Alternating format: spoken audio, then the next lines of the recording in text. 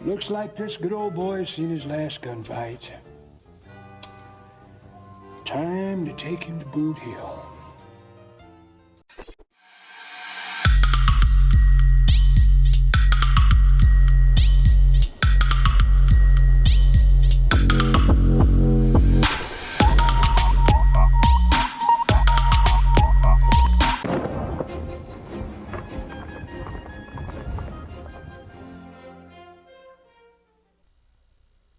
Howdy, stranger.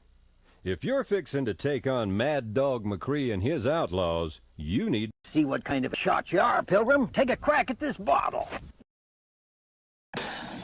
Nice shooting. Try another one. Nice shooting. Try another one. Nice shooting.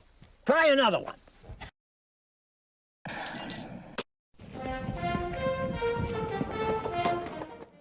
With me playing a whole slew of light gun games recently, I couldn't not do a video about one of the most famous light gun games ever made. Mad Dog McCree was a light gun game that utilised Laserdisc to produce these visuals. If you can call these visuals. See, I don't think you can call them visuals. You certainly can't call them graphics. But what you could say was that for 1990, they were very eye-catching. The game utilised Laserdisc, and Laserdisc was great at storing full motion video footage, well, 30 to 40 minutes of footage at least, and obviously it could play back digital stereo sound. But the problems with these games were not the look and sound of them, it was the complete lack of playability.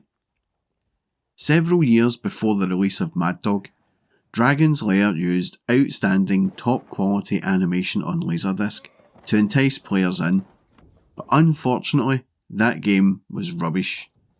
When you broke it down, you were really just hitting a button at the exact moment and then you would watch the footage unfold. So it was very much a case of trial and error. But if you replace that button with a trigger on a gun, then the whole feel of the game changes, and you actually feel more involved in the gameplay. This, in my opinion, is how Laserdisc games should always have been. In a series of stages, the player must shoot enemies before they fire, avoid shooting innocent bystanders, and reload each time their 6-round revolver is depleted of bullets. Shooting a bystander, or getting hit by a gunfighter, results in the loss of 1 life out of 3. And is followed by a clip showing the town doctor commenting on the player's actions. However, this traditional light gun shooter gameplay is interspersed with showdowns, which are fast draw duels. Holster that gun and get ready to draw. The arcade version is equipped with a specialised light gun, which can detect whether or not the player had properly lowered the light gun at the beginning of the duel. Home versions of the game attempted to simulate this mechanic by having the player's gun unloaded at the beginning of the duel and not allowing it to be reloaded until the same moment when the arcade version would allow the player to draw.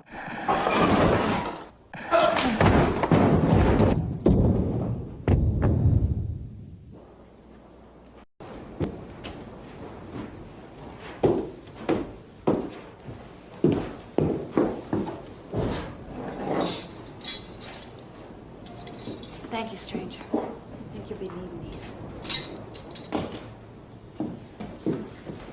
The player assumes the first-person role of the game's silent protagonist, a nameless individual addressed only as Stranger.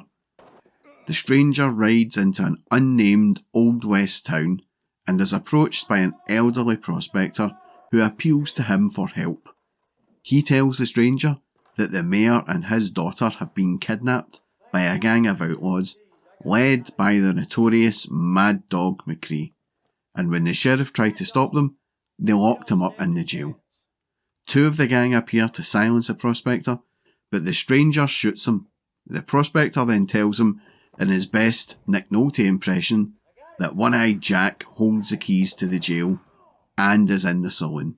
Hey, now that's good shooting, stranger. What I was going to tell you is the keys to get the sheriff out of jail are with One-Eyed Jack. And he's in the saloon drinking. Now go get him! From there, the player picks the stages in any order, which is pretty pointless, as you can't free the sheriff from the jail until you get the keys from One-Eyed Jack in the saloon. This was a game that proved to be massively popular, but due to the oversized nature of the cabinet, it was most commonly found in bowling alleys and cinemas here in the UK. But when researching for the video, I was kind of getting my recollections messed up. You see, I had always remembered this game being displayed on a colossal rear screen projector, not the smaller CRT screen as seen in this image. It's funny how memories can play tricks on you. It was not a cheap game to play. At about £1 a go, it was mighty expensive. But memorisation was the key to progression. Or so I thought. You see, I have another hazy memory about this game. Given it was played on a laserdisc, I had always remembered the order of cowboys in certain scenes to be the same, such as the bar and the bank. But when I was playing it back, I discovered that the sequence is not the same every time.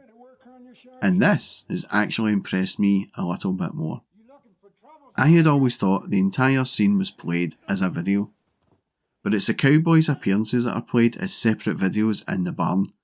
So when no cowboys are on screen, the entire background is frozen until the next clip is played in, which is pretty clever. The gameplay does suffer from a very common trait in light gun games, and that is timing. You simply have to shoot before the enemy shoots, and again, they never seem to miss. I had always found the accuracy of the gun to be pretty good though, but when playing it on emulation, I couldn't get my crosshairs dialed in perfectly with the mouse. But it was still fun to play, even with that minor inaccuracy. You think you're in the middle of a hurricane now? It's time for a showdown! I also had a real problem getting this to run proper on emulation. Some stages would not load, or the gun just wouldn't fire at times. So I did end up using some footage from YouTube for some of the later stages. But really, there isn't a whole lot to say about this game. Every time I seen it in the arcades as a young lad, I would give it a go. I mean, who wouldn't? The rather large cabinet made it a true attention grabber, and when loads of people were around the cabinet at the showdown section, it felt brilliant. Now I know how Clint Eastwood felt, although he never lost as many jewels as I did, I reckon. Given the nature of the FMV visuals, I never thought this game would appear on many formats, but it did make its way onto the Mega CD, 3DO and CDI, which my crackshot mate had, and I picked this game up for him for his birthday in 1994, complete with light gun. And at home, it was a decent laugh, although playing it at home normally meant playing it about 12 inches away from the screen. But I do remember the visuals being impressive on the CDI, especially as it was only using MPEG 1, and it looked about a million miles better than the pixelated, fuzzy, grainy visuals of the Mega CD. In closing, I would say Mad Dog McCree is a decent light gun game, but there are better ones out there to play. But if you want to play a piece of history, give it a look if you can. And that was my look back at Mad Dog McCree. If you liked this video, then please do give me a sub and a thumbs up, and a massive thank you to all of those who have subscribed and commented on my channel.